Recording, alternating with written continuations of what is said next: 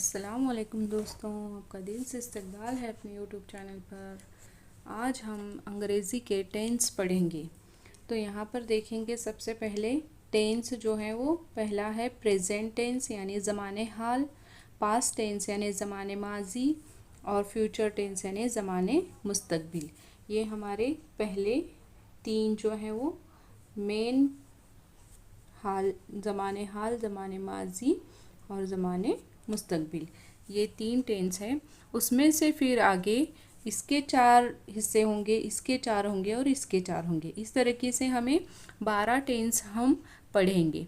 तो पहले देखेंगे हम सबसे पहले प्रेजेंट टेंस के बारे में, यानी ज़माने हाल में हम किस तरीके से सेंटेंस बनाएंगे। टेंस के बगैर हम अंग्रेज़ी के सेंटेंस नहीं बना सकते।